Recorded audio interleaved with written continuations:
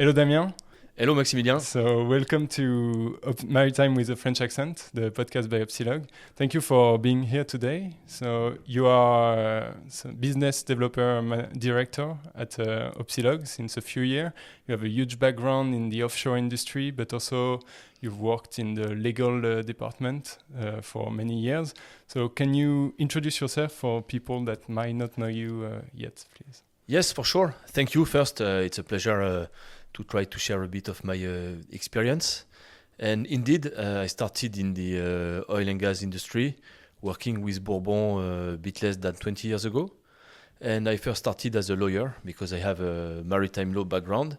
And then I had many opportunities to evolve in my career.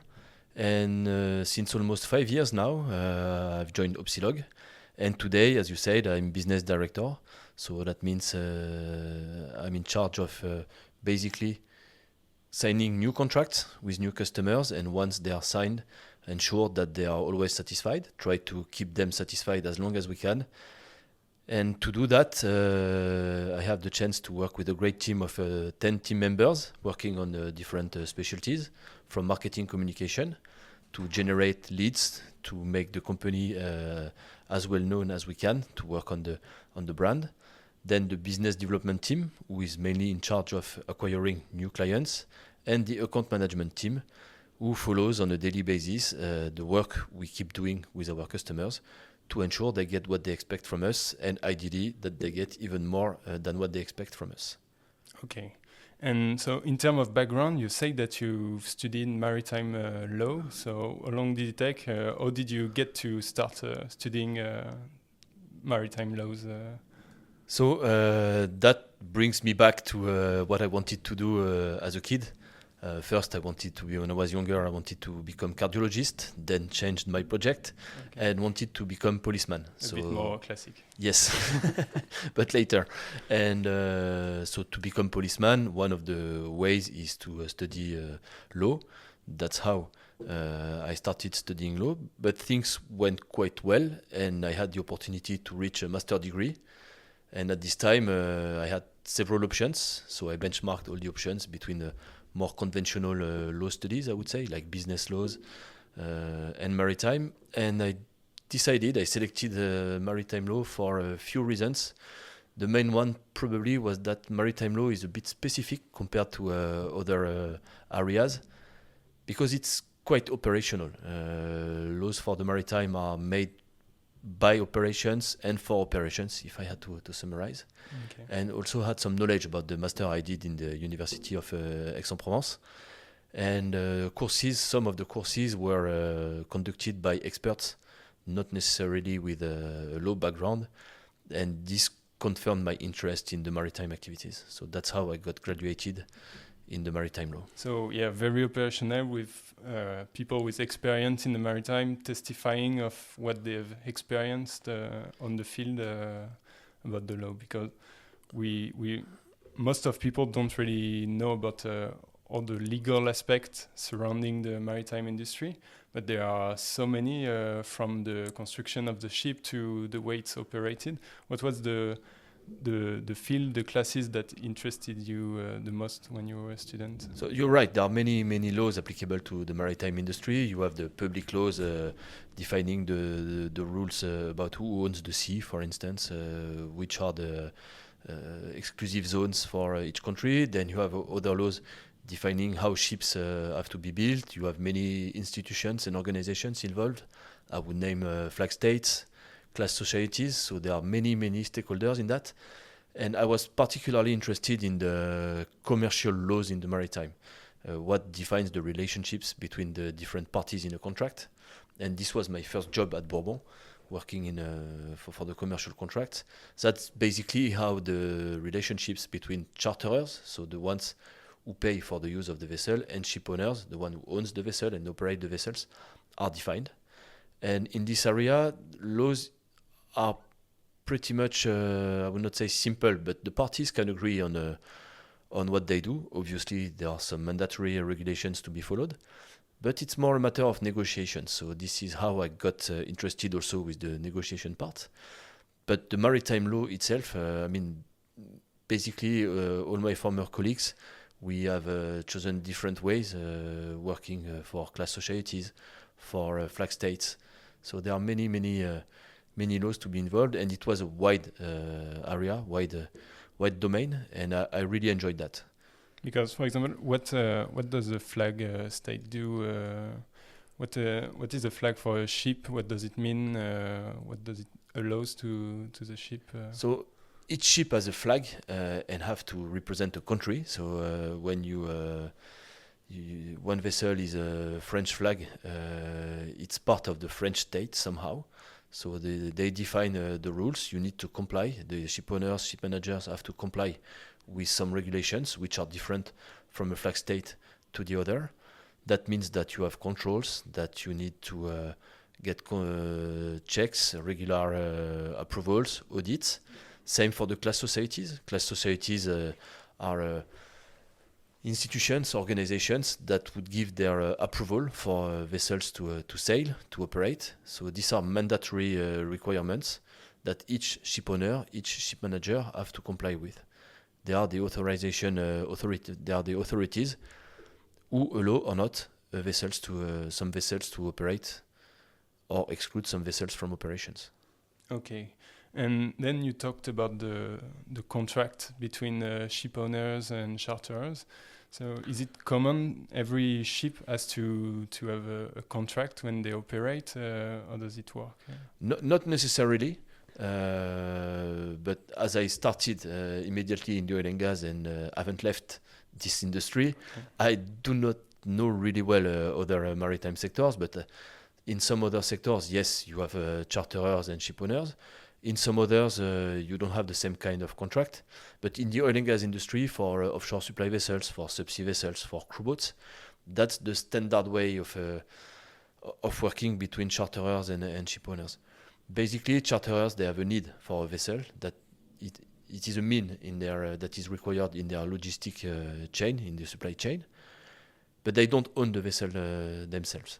They go on the market, try to find the best vessel to fulfill their needs. So it's like when you need a car, for instance, but you don't want to own it, so you rent it. Okay. Charterers, like a leasing agreement. Leasing agreement or short-term rental. You have different kind of and types of contracts based on durations, on the scheme itself. Would that be for just a voyage? Will that be for a certain duration? There are different schemes that are applicable to this industry. Okay. And so after your graduation, you've worked for Bourbon, right? Not immediately. A few months after my graduation, but yes, almost immediately. Let's say 5 months later, I think I had the opportunity to join Bourbon. And what was your daily task when you were with them?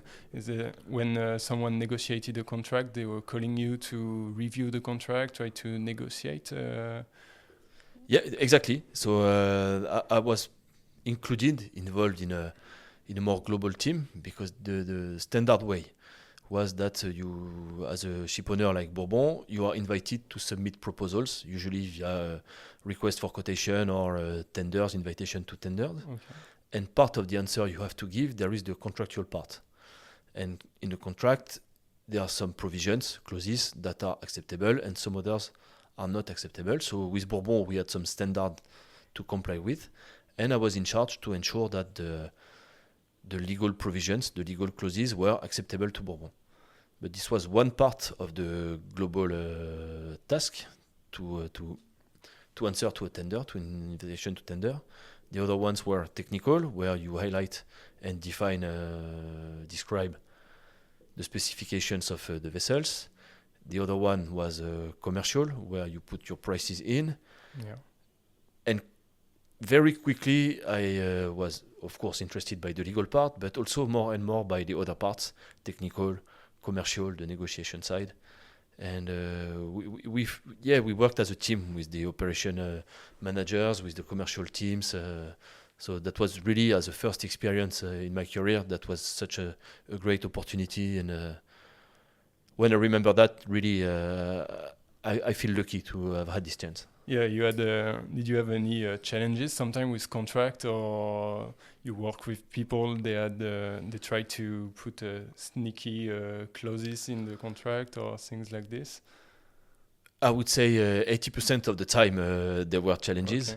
Okay. First, because the organizations with which we were in contact were big organizations, super majors, the oil and gas companies, the super majors, they have their terms and conditions, and the bargaining power is not balanced. They are really powerful, and the competition is tight, so sometimes it's difficult to negotiate. But that makes the negotiation even more exciting, if I may say, Okay. because it's a challenge. And I remember some successes where we managed to negotiate really well contracts. At the beginning, I could not do it just by myself, but I had the chance to be supported and to work with experienced commercial, operational team members. And I can remember some very interesting negotiation phases. I can imagine.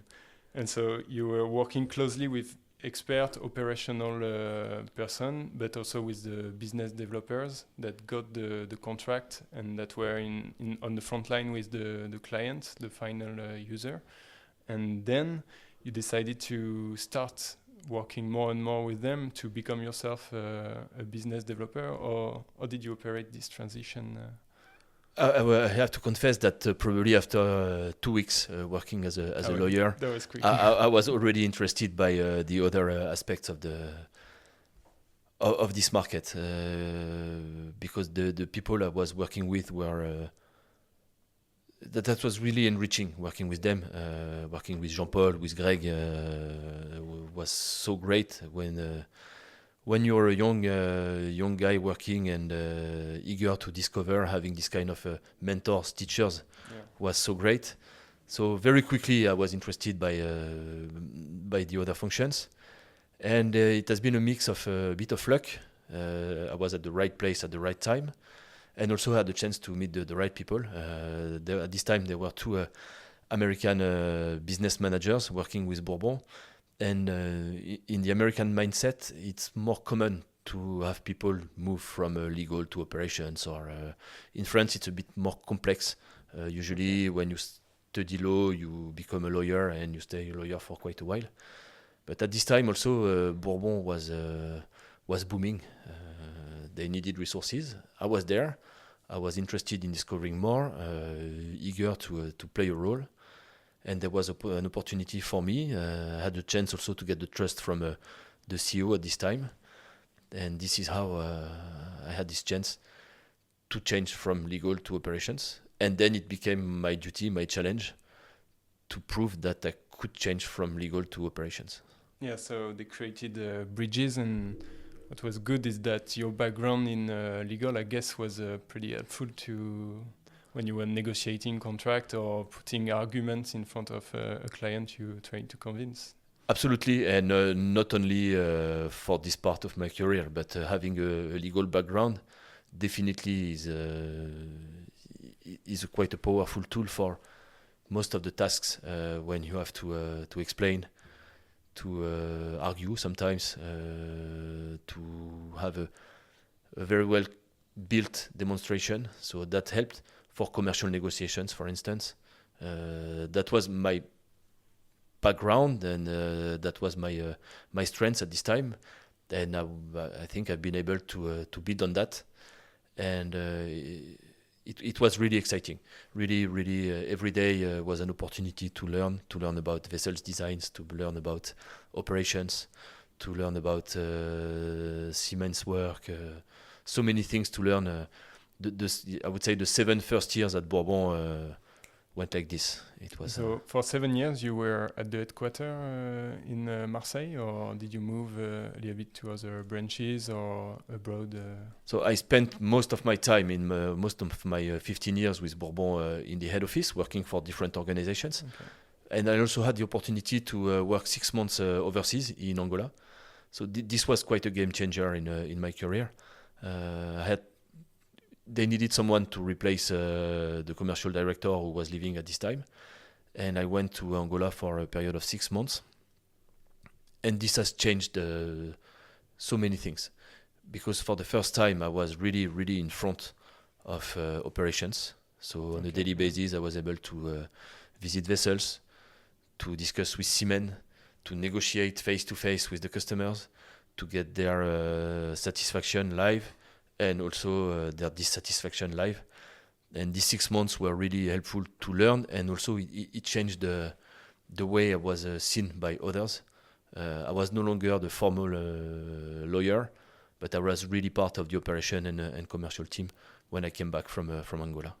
Okay, yeah, you were really included in that aspect of operation. Yes, I was basically I was working for the joint venture. At this time, Bourbon had a joint venture in Angola, and I was working for the joint venture, so with the local entity. And on the personal side, it was also such a great experience, because I've always been curious and discovering a new culture, another way of working, another continent, other food, and I really enjoyed that.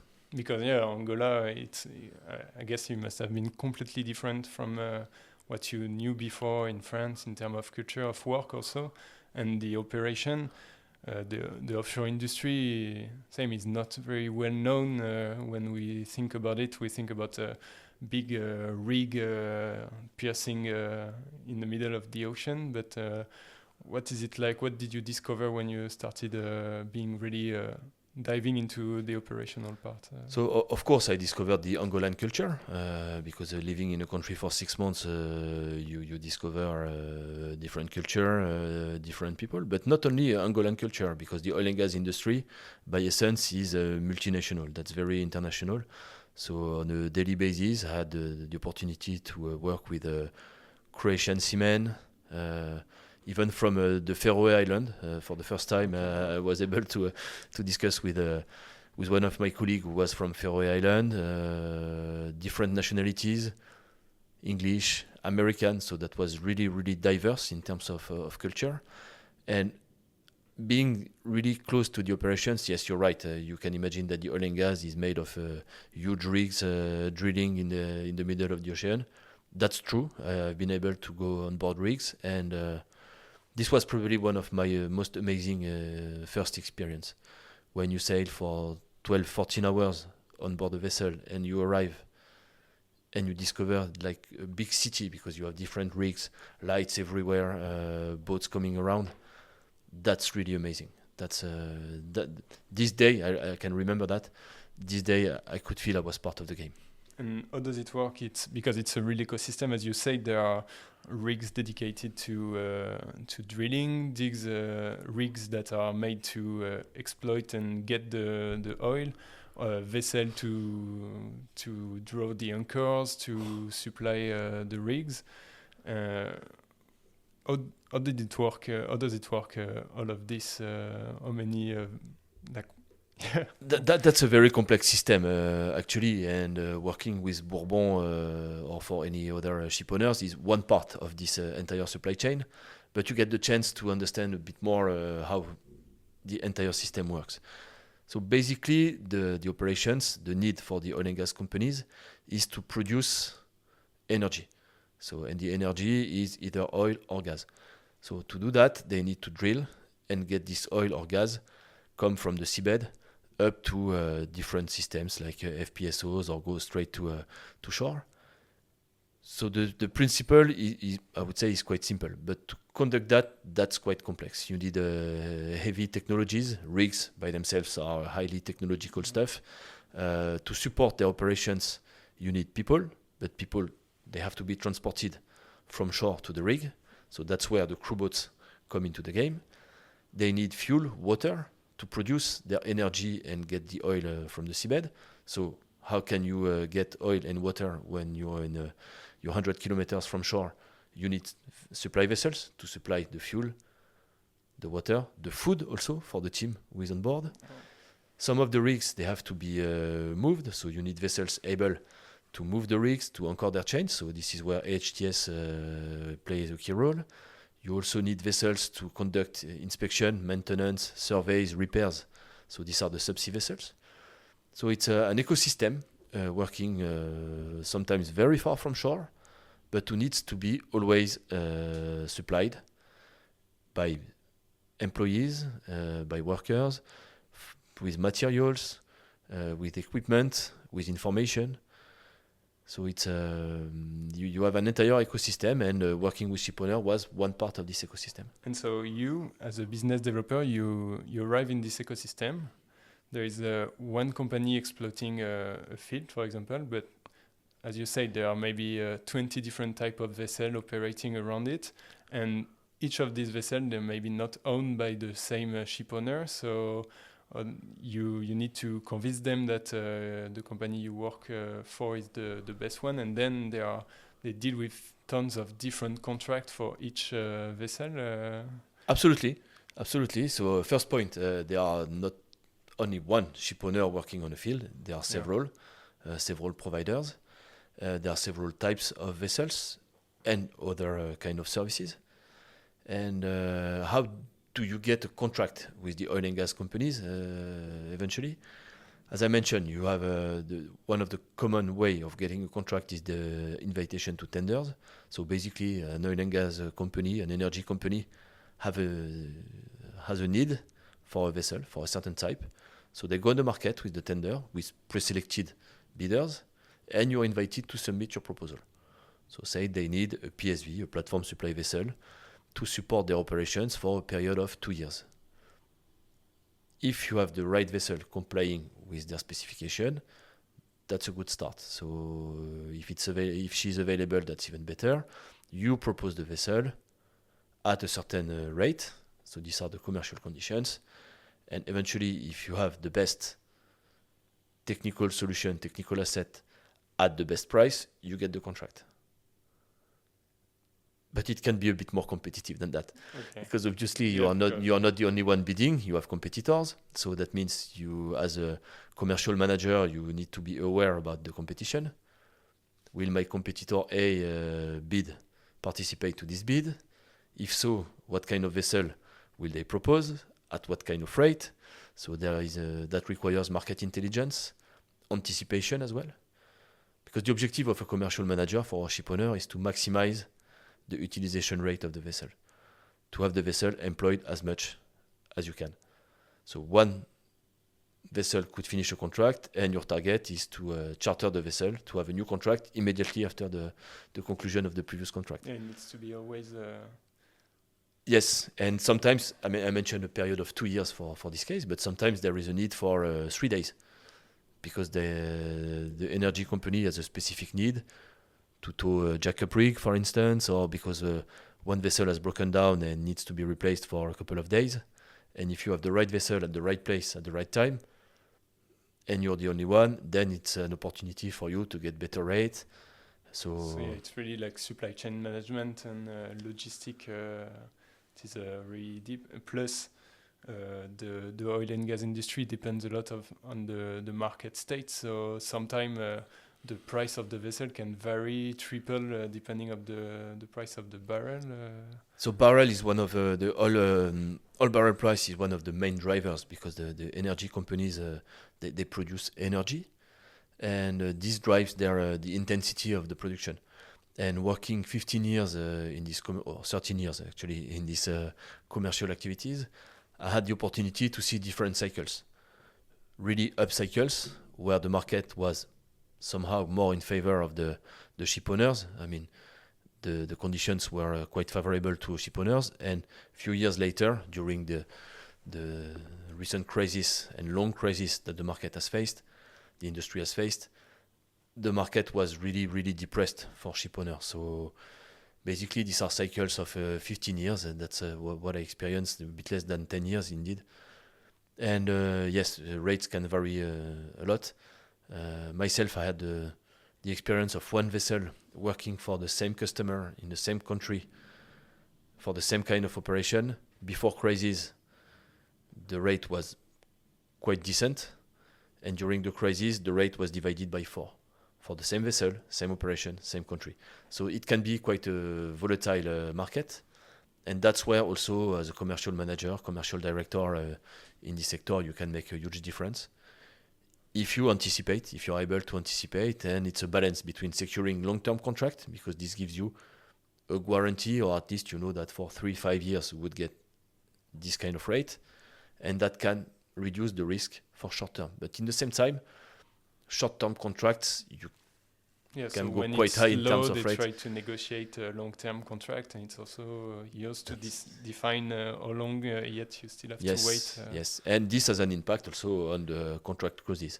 When the market is really tight, like it is today, the market has become again quite tight. Ship owners have more opportunities to discuss clauses, to discuss commercial provisions. So it's basically, if I had to summarize, that's the market rule, supply and demand.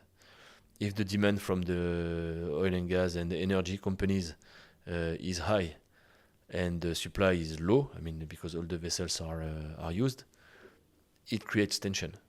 And in the opposite, if the demand is low and there is oversupply, that creates big tension on the ship owner side, because there are too many vessels on the market and not all of them can be at work. Okay, so you worked in this field for many years. Then you became a business developer manager and director, or did you do that like in a few months, years, or how long did it take for? So first, when I moved from legal to commercial, I worked as commercial coordinator. So that means you assist the senior team members in participating to invitation to tenders. And this is when I had the opportunity to go to Angola. And this was like a booster in my learning curve. When I came back from Angola, I worked in one of Bourbon affiliate as commercial manager. And then regional, so that means not only for one country but for one part, and ultimately I also had the opportunity to be in charge of the entire fleet of offshore supply vessels with Bourbon. Okay, so worldwide, working with colleagues, of course, not just on my own, but from South America to Asia, with local representatives, local joint ventures. But it was so great to have also this opportunity to exchange, to discuss with different cultures, different countries, different markets. Yeah, so because you've seen the worldwide aspect of the thing. Is there a big difference between the contract you and the clients you deal with in Africa or in the North Sea or in America? Absolutely. I mean, you mentioned 3 different areas, and it has an impact on the market and the way it works. Sorry. North Sea is a market by itself. That's probably one of the most difficult market to enter if you're not from North Sea. Okay. Norway, the North Sea part of Scotland and UK is highly technological. The weather conditions there can be really, really rough, so you need big vessels, really powerful, highly sophisticated. South America, Brazil, for instance, they get sometimes the same kind of operational conditions, and fields are very far from shore, so they need big vessels as well. West Africa is a mix. You have older fields still operating there, and in the same time new fields, new oil and gas fields, which are far from shore, so you need a more sophisticated vessel, but it is a mix. Asia is a different market. Middle East is a different market. So I was really, really glad to have this opportunity to understand the global market. And you have also moves between markets. Sometimes you see ship owners moving from a region to others because the market in the area A is not so good anymore, but they know that there are opportunities in the area B. So as I mentioned, you need to be aware and try to get some really good insights from the market and market intelligence. And for you, have you noticed, like for you, what would be the weaknesses, the main weaknesses of the market today? Well, you mean the offshore supply vessels market or the market now? Because I've been with Opsealog now for 5 years. So no, when we talk about the offshore sector, have you noticed things that you think could be a weakness when working with the offshore, or that is slowing down the industries? Or I mean, I would not say weakness, but I've seen the bright side of it. When you really work as partners with your customers, when the relationship between charterers and shipowner is built on trust and really working as partners, that creates so many benefits. Because the activities by themselves are very challenging. Just to give you some examples, to import a vessel, in some countries, customs can be a challenge. If you work together with the charterers, you may first discuss the challenges, try to find solutions. Operations then can be quite difficult, but what matters at the end is to have the service delivered. And I can remember a few examples where we worked together hand in hand with the charterers and we achieved really, really nice success. I cannot name them, but these were really big success, and no surprise, it relied a lot on people behind the operations, people, the different stakeholders, operational guys from the shipowner side, master and his crew on board the vessel, logistic team from the energy company, management team from the energy company, close discussions. Sometimes discussions can be tight, but always if you remember what the objective is and you try to work together with your partner, with your counterpart to achieve the objective, that generates big success. So weakness or something that could be improved is more the mentality of working as partners together to get the results that are expected. Okay, because for now it's too individualistic, or they don't see, they retain information and don't dare to really share or bond with strong partners. I would say it's more about trying to find solutions when the situation is becoming complicated. And it can easily become complicated for offshore supply vessels operations because it implies lots of technologies, also external factors. I mentioned customs, weather.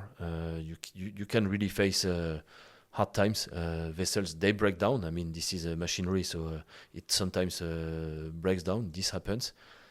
But when it happens, what can we do? How can we find together a solution to overcome this challenge and get the services delivered? And that's something that I learned with Bourbon because this was really at the heart of the strategy and the daily behavior and the mindset is find solutions to get the services delivered. Okay.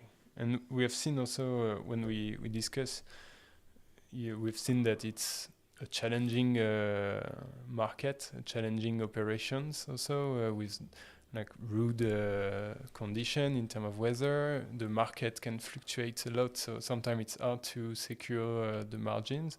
And now there is more and more environmental law regulation.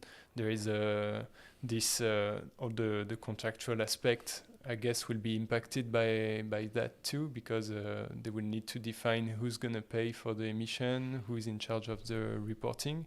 You think there are opportunities or for them to solve this problem? Or is the industry reacting to that? So that brings us back to the previous point. Humbly, I would say that one of the best way to anticipate and handle these challenges is to work as partners, because basically energy companies, ship owners and other stakeholders, they all have a need to comply with these regulations. Ultimately, they will have to comply with these regulations. So working together will be really helpful. But this industry is that's quite impressive how it can change, and the numerous and changes they have faced over the last 20 years, the ones I've seen, and the previous ones even more. The industry has changed a lot in terms of standards. It keeps improving and increasing the level of the standards. It became very famous a few decades ago with safety. Safety became really, really at the heart of the operations. Then you had the compliance part also. You had all the quality management systems. All these new requirements, regulations were imposed to ship owners. And ship owners are very resilient and able to change, to adapt. So that's quite impressive to see how quickly they can adapt.